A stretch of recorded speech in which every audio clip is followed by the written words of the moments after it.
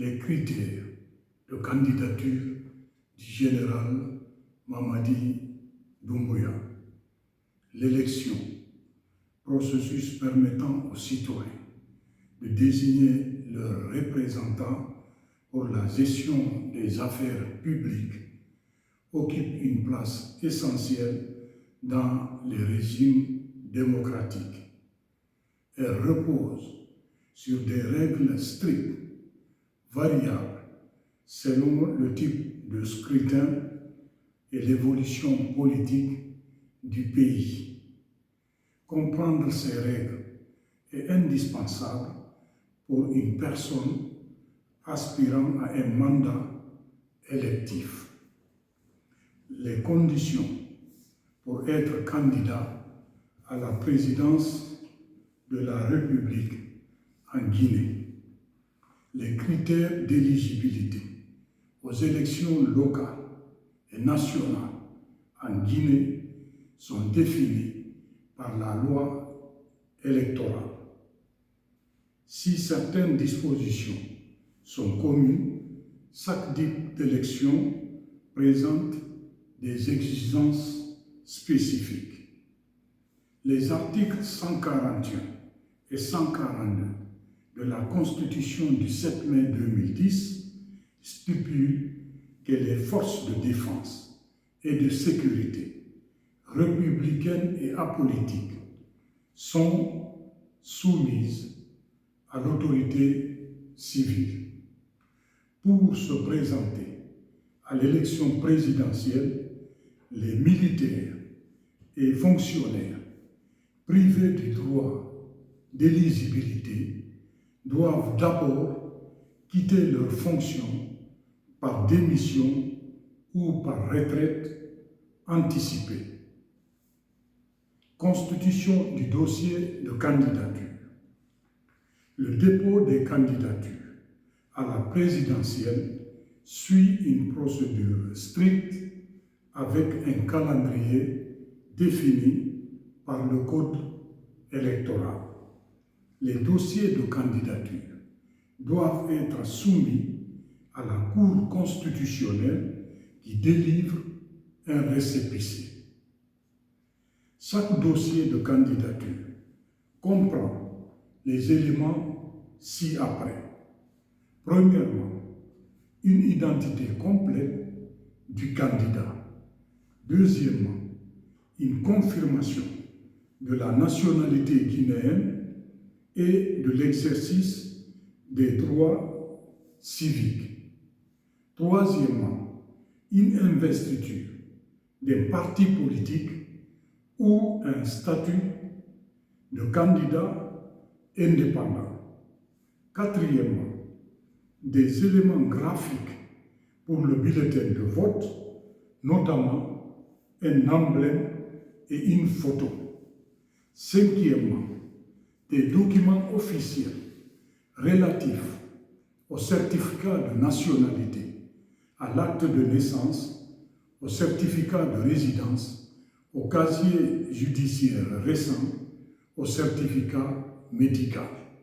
Sixièmement, une preuve de paiement du cautionnement. Septièmement, un engagement sur honneur du respect des critères d'éligibilité. Huitièmement, une profession de foi. Les dossiers incomplets entraînent le rejet de la candidature. La Cour constitutionnelle examine les candidatures et publie la liste définitive 30 jours avant le scrutin. Les rejets sont notifiés aux candidats sous 10 jours. Modalité du scrutin présidentiel. L'élection présidentielle se fait au suffrage universel direct selon les articles 27 de la Constitution du 7 mai 2010. Le scrutin est uninominal. Chaque électeur vote pour un seul candidat. Pour le premier tour, la victoire et acquise avec la majorité absolue des suffrages exprimés. Pour le second tour, si un candidat n'obtient cette majorité, les deux candidats arrivés en tête ou plus en cas d'égalité parfaite entre trois candidats s'affrontent. La proclamation des résultats. Le second tour a lieu le deuxième dimanche suivant la publication officielle des résultats du premier tour. Le candidat qui recueille le plus de voix est élu sans nécessairement atteindre une majorité absolue. Organisation de la campagne électorale. La campagne électorale est une période déterminée par le code électoral.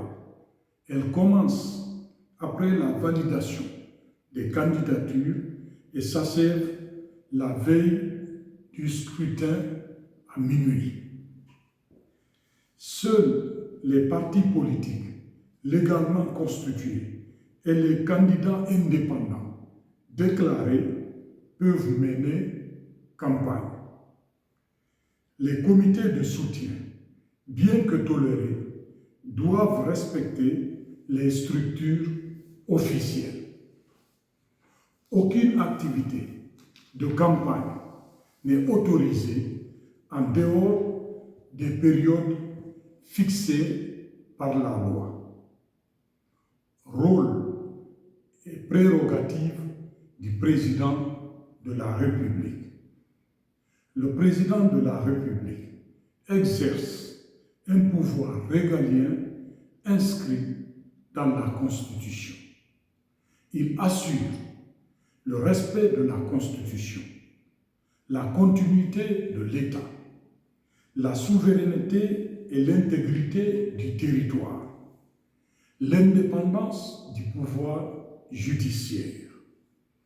En cas de crise, le président de la République peut dissoudre l'Assemblée nationale après consultation du Premier ministre et du président de l'Assemblée nationale. Partage du pouvoir. Le président de la République partage certaines prérogatives avec le gouvernement.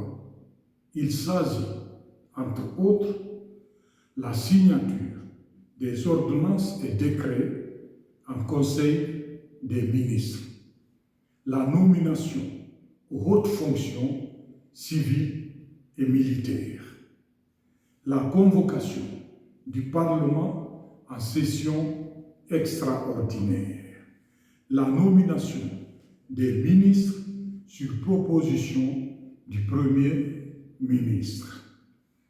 En cas de cohabitation, le président de la République doit composer avec une majorité parlementaire opposée. Platon disait, en démocratie, on vote avant d'obéir aux lois. En dictature, on ne perd pas son temps à voter. Vive une Guinée libre, démocratique et prospère. Vive le Congrès des patriotes de Guinée. Papa Atigouba, leader politique, président du Congrès des patriotes de Guinée.